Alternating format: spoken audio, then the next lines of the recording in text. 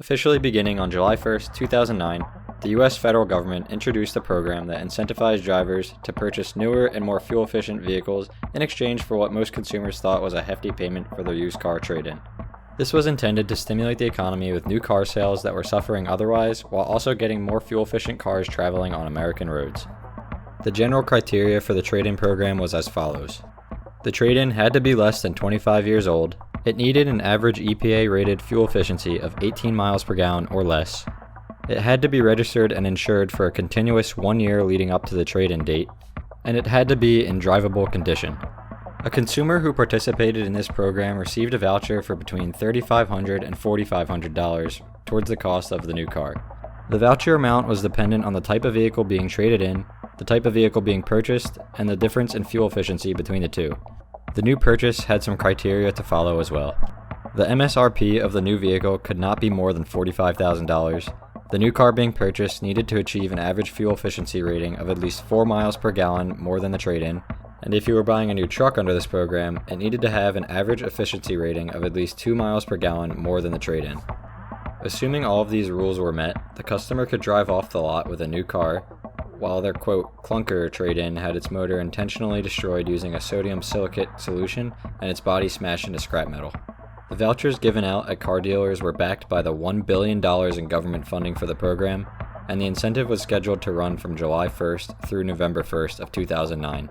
By July 30th, that $1 billion was already depleted. The National Highway Traffic Safety Administration was receiving an average of over 22,000 requests per day from dealerships asking to be reimbursed for the vouchers they had processed. The program ended up receiving an additional $2 billion in funding, which was expected to last through the scheduled November 1st end date. That money was once again depleted, and the program ended over 2 months early on August 24th, 2009. Flash forward to 2020, and new car sales are not doing so well as a result of the coronavirus pandemic. Many car dealers have temporarily shut down, just like a large number of other businesses across most industries. A lot of people have lost their jobs, and nobody can really go anywhere, so it's hard to justify buying a new car right now. With states slowly allowing the reopening of businesses, rumors are circulating involving the US government reviving the Cash for Clunkers program. With the overwhelming utilization of the program by consumers in 2009, wouldn't it be a good idea to kickstart the new car market again right now? Maybe. On paper, the program looks pretty good. Car manufacturers can provide jobs if the demand for new cars is increased. An economy needs consumers to spend money in order to thrive, and once again, we would be putting more fuel-efficient cars on our roads and lowering overall vehicle emissions.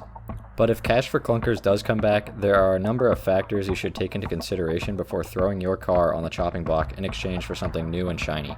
The first thing to think about is, can you afford a new car loan? Not many people have the cash to pay for a new car outright, especially right now. If you do, you probably don't have a clunker to trade in anyway. Say the criteria for the program was the same the second time around, and you were able to score $4,500 for your used car and put it towards a new car with better fuel efficiency. Feels pretty good until a month goes by and the first bill shows up for that finance agreement you've just entered. And again the month after that, and the month after that too. This goes on for the entire length of the financing, and when you're all done paying it off, how much will that new car really be worth? The second thing to consider is, what is your vehicle worth?